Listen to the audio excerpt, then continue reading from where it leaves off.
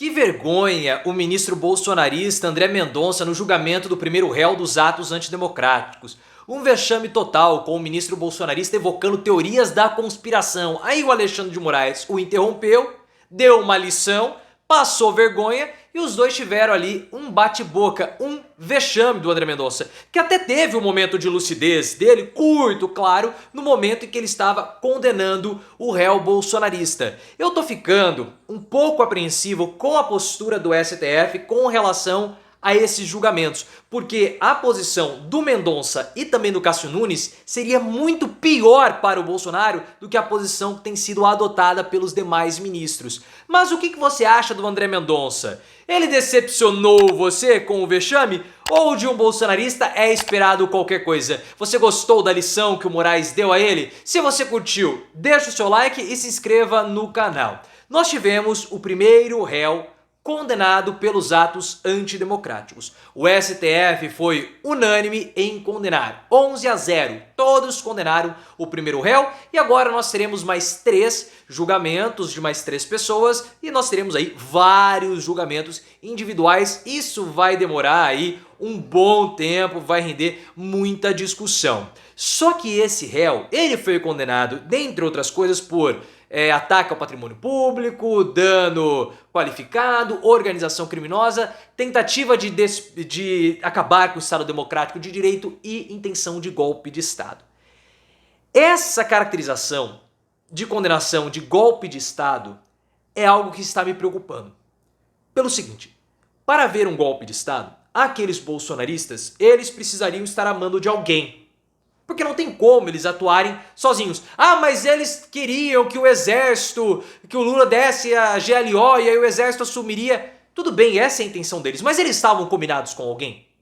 Se eles não estavam combinados com ninguém e o Alexandre de Moraes disse que o exército não embarcou nessa ideia, não tem mandante. Se não tem mandante, não tem golpe, a não ser que a delação do Mauro Cid aponte para possíveis mandantes da organização.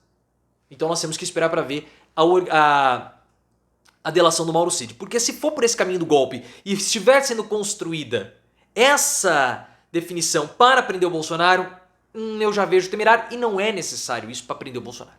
Mas a gente vai falar isso daqui a pouquinho. O voto do Mendonça teve um curto momento de lucidez dele. Que eu concordo com ele 100%.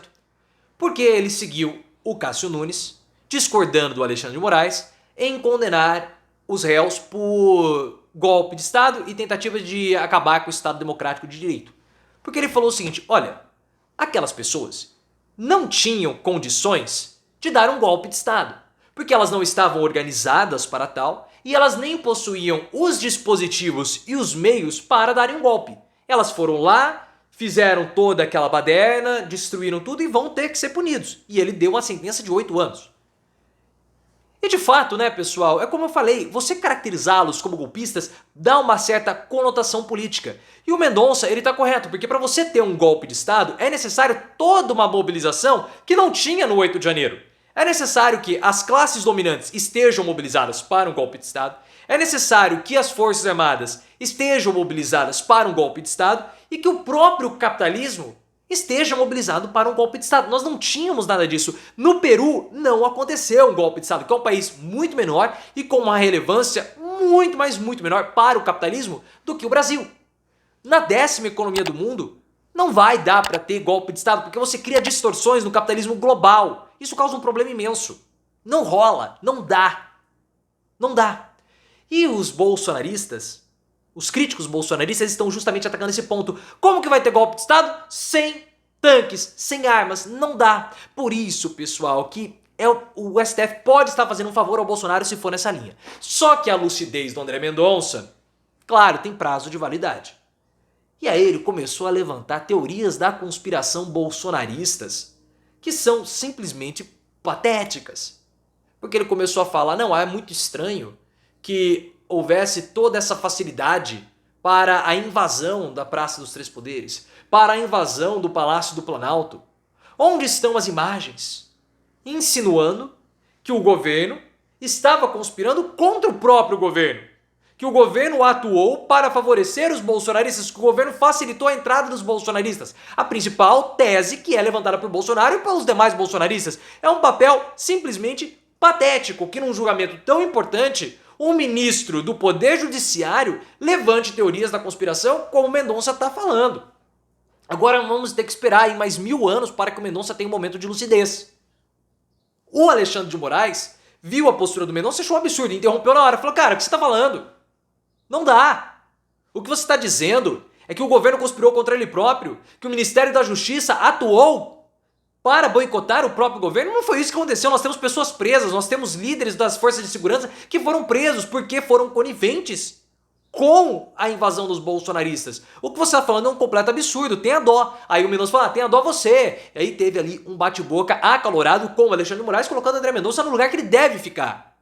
No lugar baixo no STF. Porque levantar a teoria da conspiração no meio do julgamento é uma coisa simplesmente patética. E mostra que os bolsonaristas estão completamente isolados no STF. Porque o voto do Mendonça e também do Nunes Marques foi um voto para condenar. Houve uma unanimidade. Todos os 11 ministros votaram para condenar o primeiro réu dos atos antidemocráticos. Mas tanto Nunes quanto Mendonça, eles não quiseram condenar pelo golpe de Estado. E eles não foram seguidos por nenhum outro ministro do STF. Então isso mostra um isolamento das forças bolsonaristas no STF. Porque você não pode falar que o cara que levanta teoria da conspiração não é bolsonarista. É claro que é bolsonarista, porque quem curte teoria de conspiração é bolsonarista, ou são os bolsonaristas, né? Daqui a pouco o André Mendonça vai começar a fazer oração para pneu. Pra pneu. E pra OVNI, né? Apareceu aquele carinha lá no México, foram os bolsonaristas que ficaram chamando. A gente lembra dessa oração pros ETs que os bolsonaristas fizeram. Só que os votos dos bolsonaristas, eles são votos muito piores para o Bolsonaro do que o voto da maioria do STF. É claro, eu sei, eu entendo, é uma posição paradoxal, porque as penas mais pesadas, que são as penas que podem acarretar em maior problema de prisão para o Bolsonaro, são as mais fáceis para ele rebater. Porque a parte do golpe de Estado é uma parte subjetiva. Se os outros ministros do STF seguissem o entendimento do Nunes e também do Mendonça, o Bolsonaro ficaria completamente liquidado nos argumentos. Não haveria o que a defesa de Bolsonaro pudesse argumentar. Porque o Bolsonaro fala assim, golpe de Estado? Eu não mandei ninguém dar golpe. Eu nem gostava de ser presidente, eu falava que eu detestava aquilo, e ele de fato falava. Olha, eu tava nos Estados Unidos, como que eu vou articular um golpe de Estado nos Estados Unidos? Não tinha tanque na rua, não tinha força militar, não tinha ninguém. E querem me condenar por golpe de Estado? Eu estou sendo perseguido. E aí o que vai acontecer?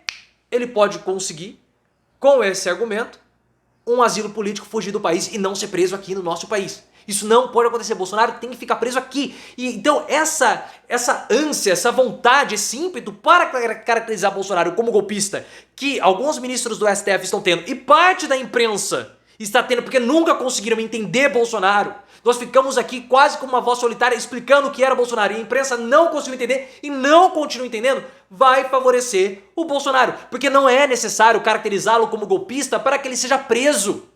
Não é necessário. Vamos pegar o caso do escândalo das joias. Só no escândalo das joias, o Bolsonaro já vai ser preso. E esse é um inquérito. Sabe por quê?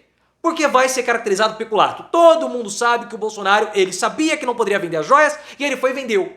O peculato dá de 2 a 12 anos de prisão. Vamos supor que ele pegue pena mínima, 2 anos. Só que esse não vai ser o único crime no escândalo das joias, porque o Bolsonaro, no escândalo das joias, tinha uma organização criminosa para fazer a venda. Porque você tinha o Bolsonaro, você tinha o Cid Pai, o Bolsonaro que era interessado em vender, o Cid Pai que procurava os compradores, o Mauro Cid que levava as joias e vendia, e o Frederico Vassef que recomprou o relógio. Então você tem 4 pessoas, 4 pessoas é organização criminosa. Organização criminosa dá de 3 a 5 anos de prisão. Então se o Bolsonaro pegar a pena mínima para peculato e organização criminosa, ele pega 5 anos de cadeia. Precisa de golpismo? Não!